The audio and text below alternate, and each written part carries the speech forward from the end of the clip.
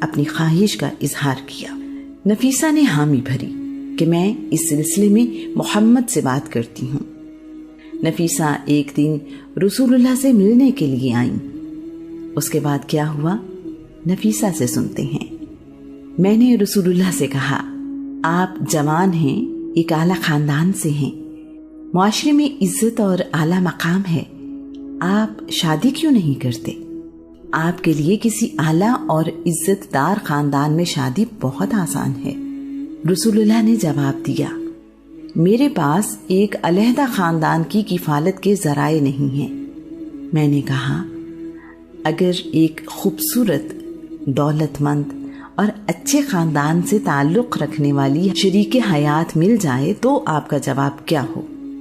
رسول اللہ نے پوچھا، آپ کس کے متعلق بات کر رہی ہیں؟ میں نے کہا، خدیجہ بنت خویلد۔ رسول اللہ نے کہا، یہ کیسے ممکن ہے؟ خدیجہ نے بڑے بڑے امیر سرداروں کے رشتوں کو انکار کر دیا ہے، وہ مجھ سے شادی کیوں کریں گی؟ میں نے رسول اللہ سے کہا، یہ بات آپ مجھ پر چھوڑ دیں۔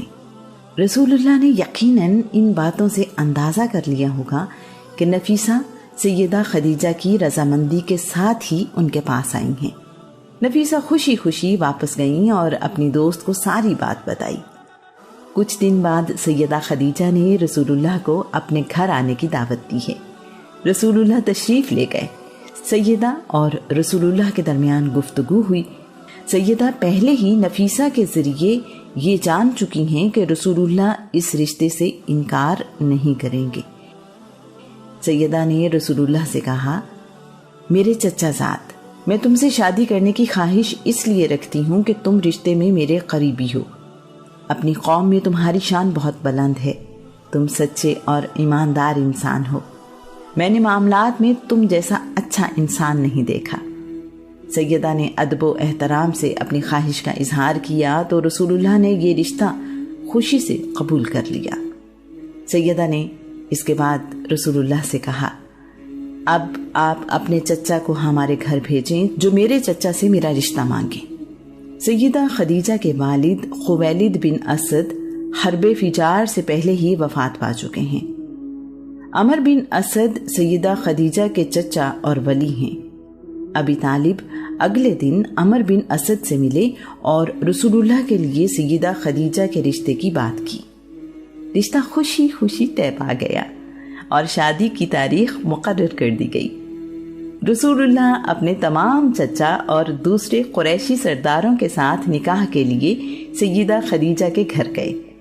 سیدہ خدیجہ سے نکاح کے لیے ابی طالب رسول اللہ کے وکیل ہیں۔ ابی طالب نے اس موقع پر خطبہ نکاح پڑھا۔ سب تعریفیں اللہ کے لیے ہیں جس نے ہمیں ابراہیم کی اولاد سے، اسماعیل کی کھیتی سے، ماد کی نسل سے اور مدر کے اصل سے پیدا کیا۔ اس رب نے ہمیں اپنے گھر بیت اللہ کا پاسبان بنایا، ہمیں ایک ایسا گھر دیا جس کا حج کیا جاتا ہے اور ایک ایسا حرم بخشا جہاں امن ہے، ہمیں لوگوں کا حکمران مقرر کیا۔ اللہ کی تعریف کے بعد میرے بھتیجے محمد بن عبداللہ کا موازنہ اس دنیا کے بڑے سے بڑے آدمی سے کیا جائے تو یقیناً محمد کا پلڑا بھاری ہوگا۔ اگر میرا بھتیجا مالدار نہیں تو کیا ہوا؟ مال ایک ڈھلنے والا سایہ اور بدل جانے والی چیز ہے۔ محمد جس کی رشتہ داری کو تم سب لوگ خوب جانتے ہو، اس نے خدیجہ بنت خویلد کا رشتہ مانگا ہے۔ خدا کی قسم مستقبل میں محمد کی شان بڑی بلند ہوگی، اس کی قدر و منزلت بہت زیادہ ہوگی۔ ابی طالب کے بعد سیدہ خدیجہ کی طرف سے ان کے چچا زاد بھائی ورقہ بن نوفل کھڑے ہوئے اور خطبہ دیا۔